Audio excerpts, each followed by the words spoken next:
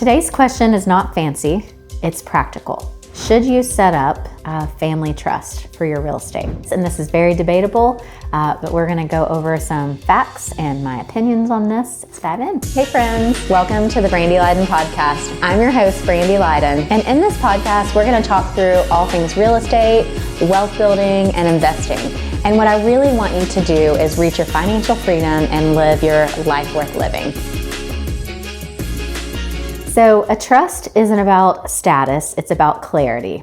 And families use trust for all sorts of things. They use trust to avoid probate when somebody passes. They use trust to define who manages the property, to control when and how heirs are going to receive the proceeds, and to protect assets from poor decisions. So when you think about, all right, a basic trust, I have a primary residence and I want my home to be in my trust.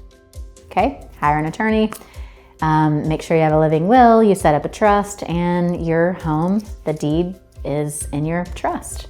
That's a basic trust. Now, when we talk about family trust is a whole nother level. So you may have a trust, revocable, irrevocable, whichever route you go there. Then you decide to start a family trust. And a lot of people do that, like we talked about, avoiding probate, just so that you can carry on this generational wealth without, let's say you have 2 generations down the line and your family owns this farm, lots of acreages, a whole real estate portfolio. If it wasn't in a family trust where the original generation set out all these parameters that no one in the family, no matter how many generations long, or maybe they set a parameter for 10 generations, can sell this property. So a lot of people, there's this big debate on family trust, yes or no.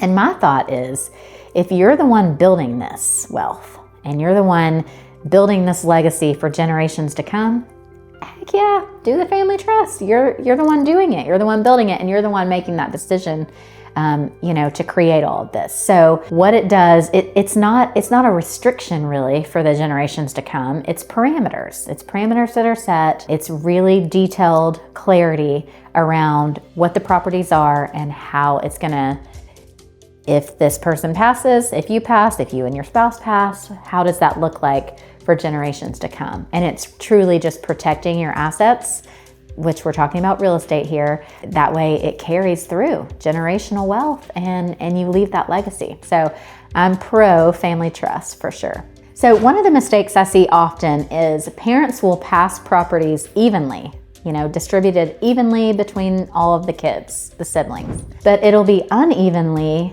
as to who manages it and what the responsibilities are. So setting all of those parameters in a family trust, you can say, all right, this child is super responsible, super organized. I want them managing this.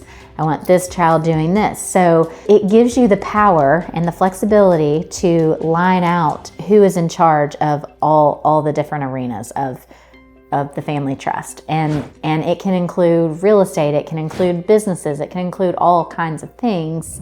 But it really truly gives you those parameters to where it doesn't have to be, just because kids are getting even, okay, you have 2 kids, 50-50. Does that necessarily mean both kids are responsible in the same arenas of the real estate, of the management, of this, of doing the taxes, of whatever? Maybe not, every kid's different. And so it gives you that flexibility to distribute those responsibilities however you would like. So what this does is turns real estate into a family system. It's not a free-for-all. And it doesn't necessarily mean, I would say this is like a myth, let's say, like family trust, real estate's in a family trust. It doesn't mean that they can't ever sell it. Now, if you put those parameters in there, then maybe. But it lines out all of the if, ands, or buts about all the scenarios. And if they are gonna sell, that it's intentional, not emotional. And so I think it just allows, the attorneys that draw this up for you, it allows them to put whatever parameters you want so that this is an intentional plan to carry on your wealth that you've been building. So a family trust doesn't lock your family down, it protects them. It's one of the most loving things a real estate investor can make, this choice for their family. All right, guys, if this is the mindset you're in, you want to get in, you're in the right place, brandyleiden.com has lots of tools and resources for you. Hit me up on there. Thanks for watching. Thanks so much for spending time with me today. If you want to know more about investing, wealth building, or real estate in general, head on over to brandyleiden.com and you can book a consult with me today. Don't forget to like and subscribe if you want to hear more episodes like this one. See you next time.